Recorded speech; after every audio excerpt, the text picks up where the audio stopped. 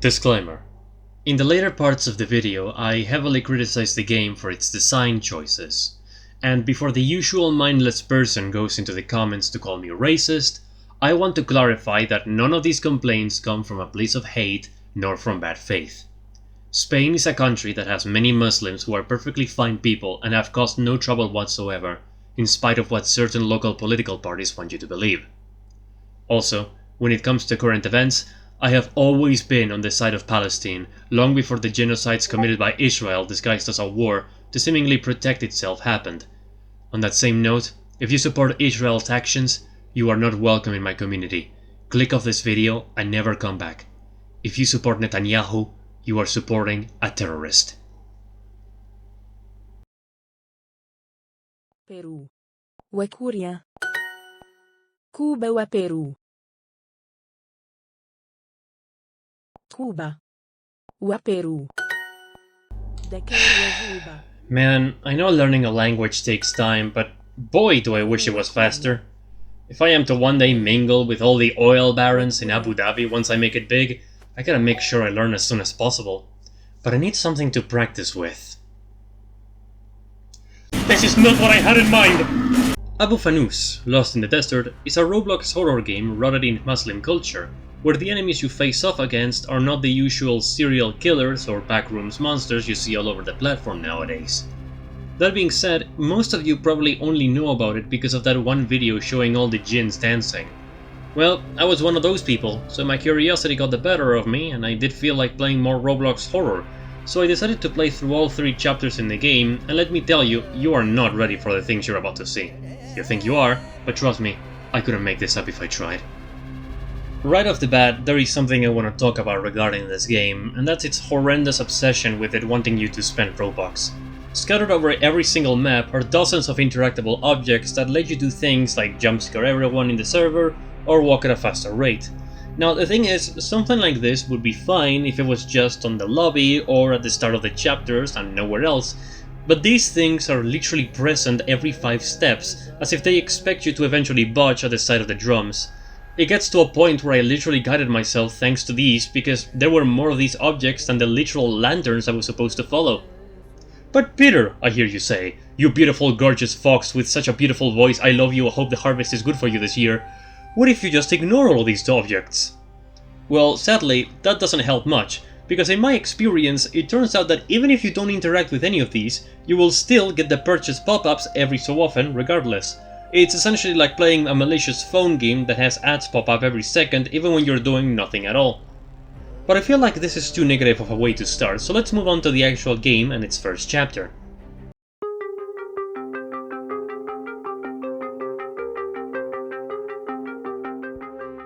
We start the game stranded in the middle of the desert, after the game explains to us that we've been lost on these scorching sands for 2 days straight. As we get our bearings and take our first steps forward, we're met with a jinn that appears in front of us, and after a while flies away. And in the direction he goes lay a path of lit lanterns. This is probably a good time to explain to you what the concept of this game is based on. In Islam folklore, there is word of a jinn in the desert named Abu Fanous, which translated means man of lamb. The legend narrates that this jinn will appear to those wandering the desert carrying a light to attract unknowing souls and cause them to get lost. That's the general tale, at least. However, there are places that add the extra fact that its victims eventually become insane and are then devoured. Back to the game, since there's no other way to proceed, we follow the path of lanterns until eventually we come across a small building, which at first appears to be empty until we step in.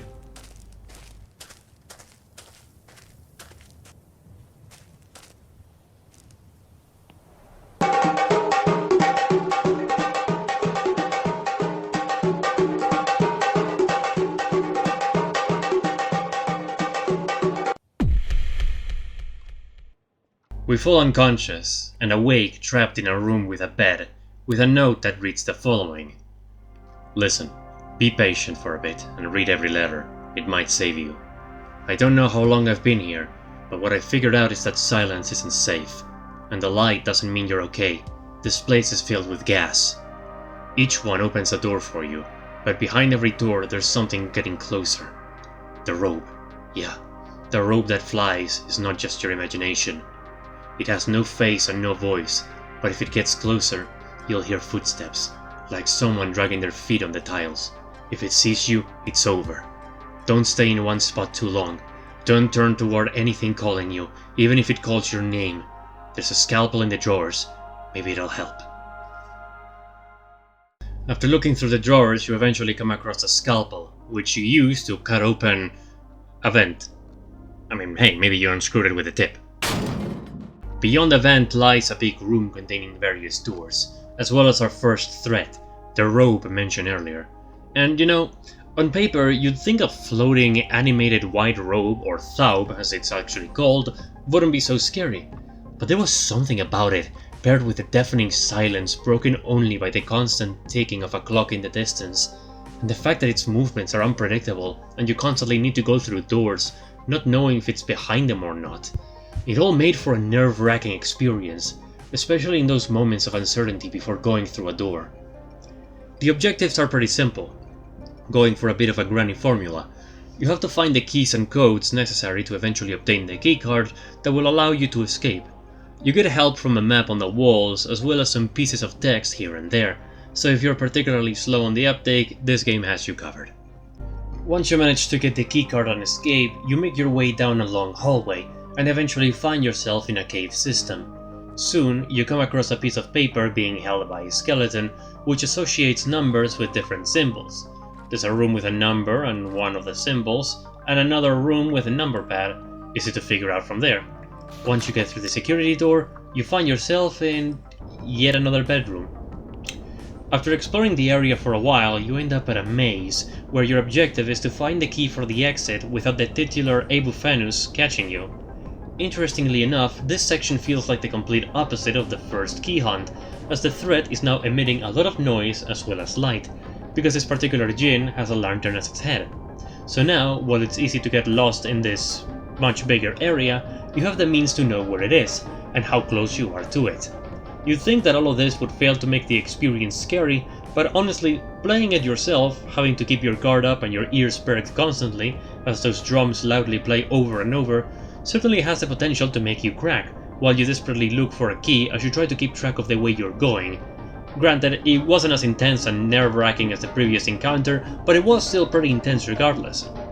Once you manage to find the key, placed inside a drawer, you can make your way back to the exit door, and once you get out, the chapter finally ends.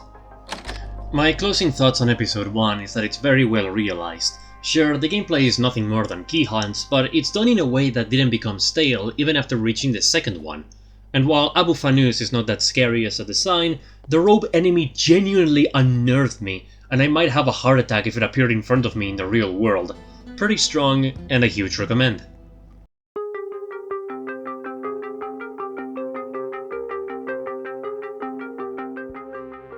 In this second chapter, we are found by a man who generously gives us a tank of fuel for our car, which allows us to continue trying to leave the desert via the road. However, we come across an inconvenient, impassable obstacle that cannot be ignored. A dead bird.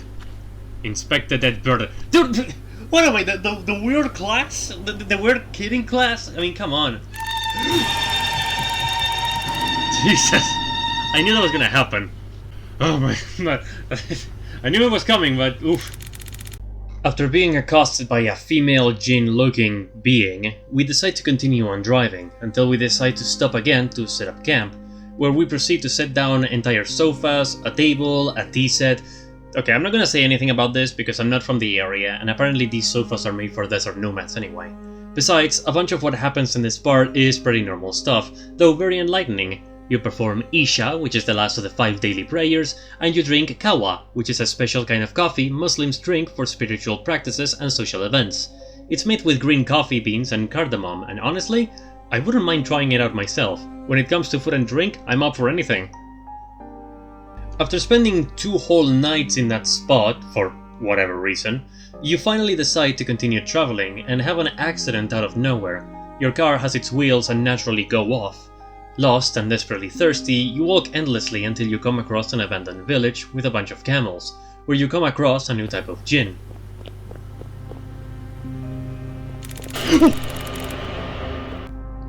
In Islamic traditional folklore, there is a belief found in certain hadith that donkeys can see devils or jinn that are invisible to humans. When a donkey brays, it is believed to be reacting to the presence of a devil, and Muslims are instructed to seek refuge in Allah from Satan in such instances. This belief stems from the concept that some animals have senses beyond human perception, allowing them to perceive the unseen world of jinn. In order to escape this jinn, you need to find a total of 6 knots and untie them, which is also a reference to a part of the Sahih al-Bukhari, which contains a hadith that explains that whenever you go to bed, Satan ties 3 knots behind your head, which are untied every day when you remember Allah, you do wudu, which is when Muslims wash themselves before praying, and finally, praying. At the risk of sounding like an Arab weeaboo, I must admit, reading about all of these things is incredibly interesting. As someone who has always been around Christian churches, Christian imagery and the like, learning about other religions feels like an otherworldly experience, and it's incredibly fun to learn about the lore and folklore. This part of the game is yet another labyrinth where you need to find things, kinda like the second encounter of the first chapter. That being said, not much is changed aside from the number of objects you need to find, and the sound that is constantly played in this level doesn't actually emanate from the enemy. You might be led to believe otherwise, but no, the enemy is most likely silent this time. And I say most likely because I only saw it once in the entire run, at the beginning of the section, which means I was either very lucky or this labyrinth is way too big. The thing about the previous labyrinth is that it was not that big and it felt very claustrophobic. And since the Abu Fanous was unpredictable with its movements and also particularly speedy, it was a constant battle between avoiding him and making sure you don't find a dead end. Something that also really bothered me about this second labyrinth was that the audio this time doesn't even loop properly. Yes, it's scary at first, but after a while, the sound stops after a constant crescendo and goes back to its beginning volume, which causes it to be dreadful in the completely wrong way. Anyway, so you eventually find all of the knots, being held by the purple aura around them, and you're able to exit the labyrinth, and you find yourself going down a hallway until you come across the Abu Fanous again. Your next task then is to activate all of the levers in that room, which is not really that difficult as the creature is blinder than a mole wearing sunglasses, so it's less a matter of stealth and more of choosing the right moment to pull the lever, as you'll need to look up to interact with them for a few seconds, taking your eyes off the jinn.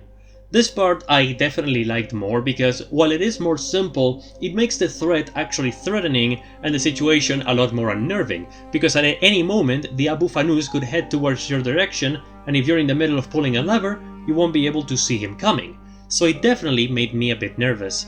Once you get past this, you find yourself back on your sofa and realize this must have all been a hallucinatory dream caused by fasting. So you decide to break said fast and I'll let the clip speak for itself.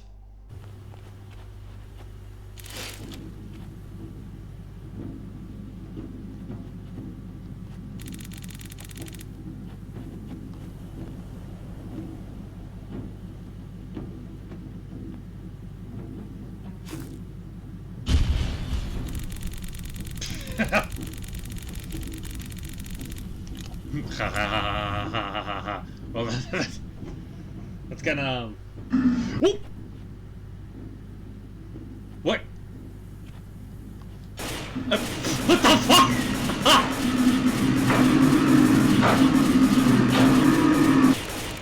I defeated him with the power of Allah and this AK I found! Do I need to shoot you too? Do I... Kilol Valley G... This is turning to... Reload. Okay. Can I get on top of the car? No. Okay, well, this is happening now.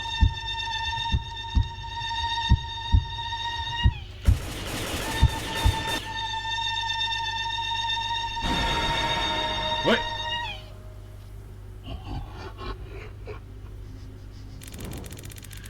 It was me all along. Now I'm going to game end you. You noob. Good ending. You survived, but the desert will always remember your presence.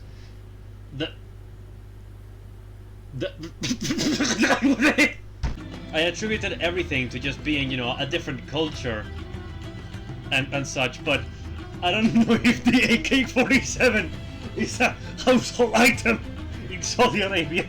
So, after that bombshell of a climax, I was understandably excited for Chapter 3. I took a few minutes to let my heart and body rest from all the action and twists, not knowing that moment would be the last fun moment I'd have with this experience.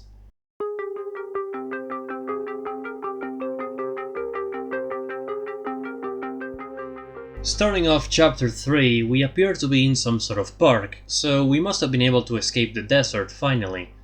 We hear some kind of strange sound, so we walk down a hall to find dancing jinns. Again, which is very much the same thing as the first chapter. Once more, we pass out and awaken somewhere else, this time a prison cell of sorts, and you notice two things.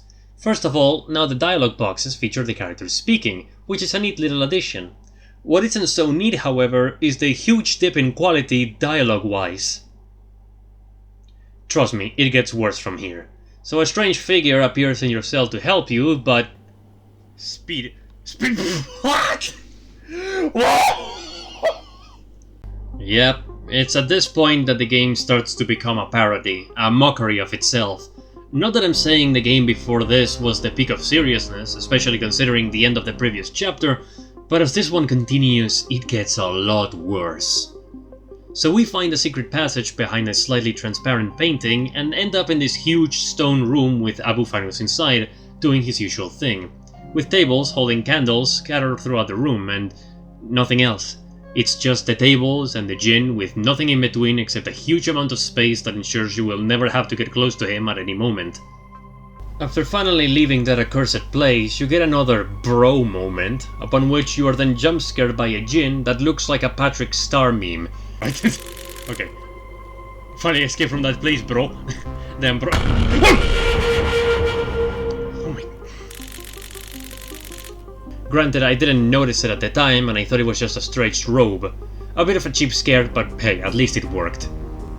So after a bit of walking, you eventually end up in a cave and become trapped with a spirit that looks just like the Abu Fanous, with the slight difference that it's red. And ironically, he will inevitably kill you, because randomly, like a red shell in Mario Kart, he will know exactly where you are and he will be too fast for you to outrun him.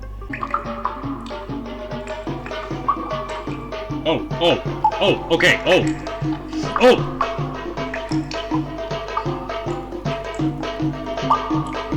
And this is where the constant deaths start.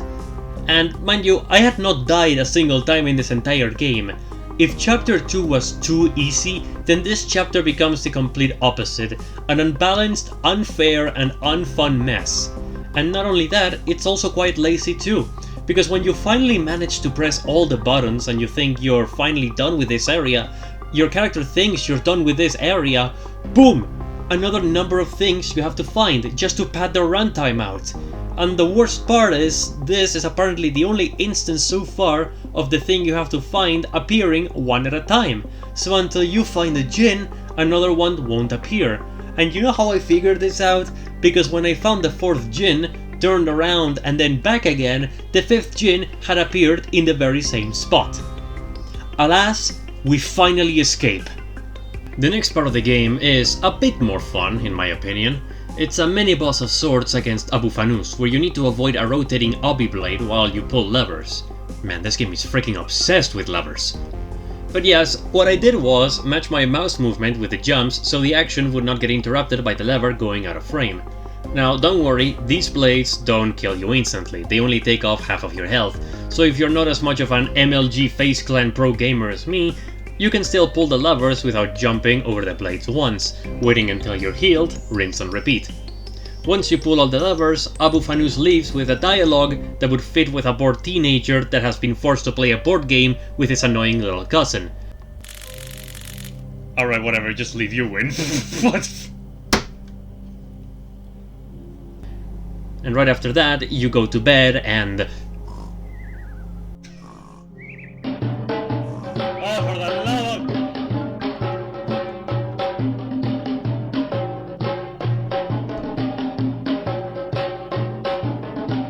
Yeah, it's at this point I realize just how little of a shit they gave when doing this chapter.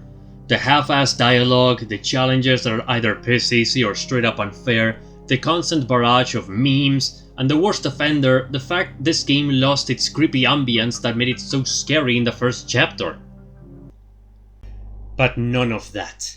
Not a single thing is as bad, as horrendous, as much of an infuriating bad attempt at comedy, if it can even be called that, as the final battle in this chapter.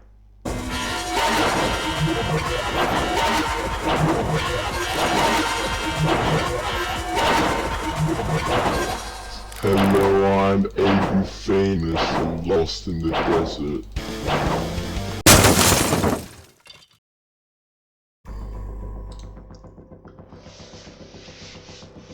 I don't even know where to begin with this. Just listen to this mess that's supposed to be the music.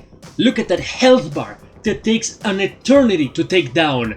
The fact that he's constantly going, I'm Fanous from Lost in the Desert, as he spams his attacks faster and faster as you lower his health, to the point where you'll die dozens of times before you can touch him again. And half of those deaths are because you'll be hit the very second you spawn. Meaning, you have to wait even longer, and you have to keep listening to this musical version of Bloody Gonorrhea as the boss keeps repeating the same shit over and over and over again. It took me 15 minutes. 15 whole ass minutes of continuously dying to this badly programmed twat, throwing fireballs, donkey gins, rotating obby blades that will spawn in as soon as you spawn in to ensure you don't even get a chance to dodge them, and assaulting my eardrums with a background track that manages to be more annoying than the fucking crazy boss theme. I don't even want someone to have the gall to give me the excuse that, oh, it's this difficult because it's meant to be played with your friends. Because if I did play this with a friend, as I initially planned, it literally would not have changed anything, and it would have been more people suffering aside from me. And if it really is meant for more than one player, then why the hell wouldn't you put a sign telling you that one player is not recommended, just like how they do it in Deep Descent? Or alternatively, remove the option to play it alone. And what do I get for finally trudging through that, armed with the patience that only someone with unquestionable faith and way too much free time would have? This!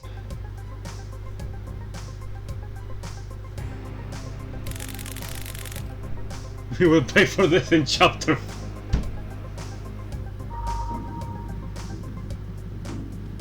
Die to Abu Fanous in the boss fight, bad ending. Go fuck yourself. Go fuck yourself. This game sucks. This game sucks, don't play it. The end. Yeah, that's right.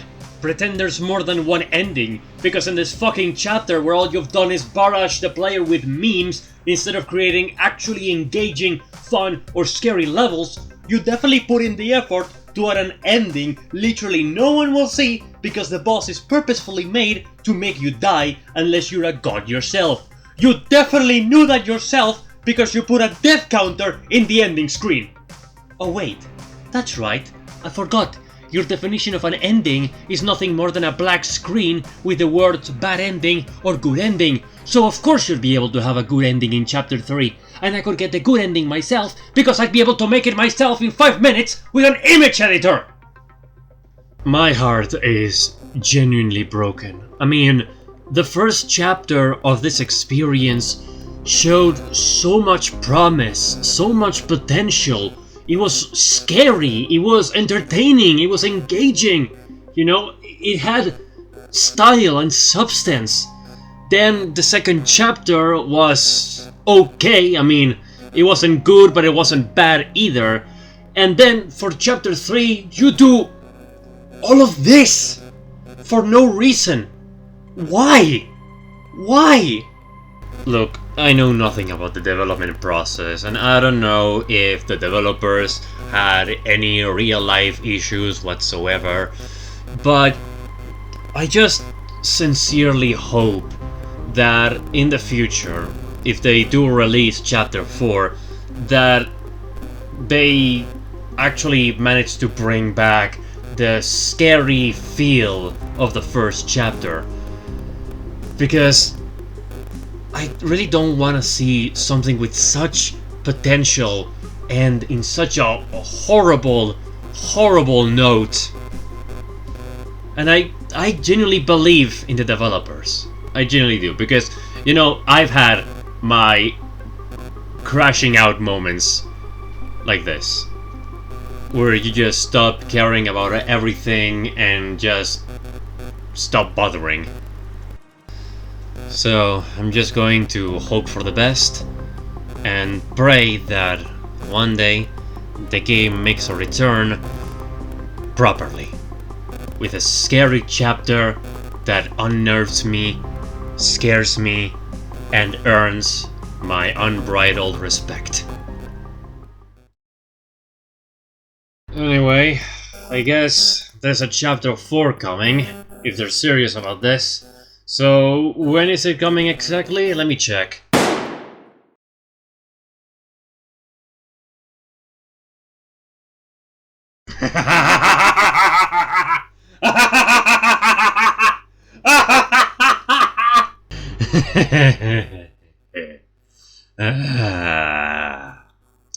Fix your fucking game.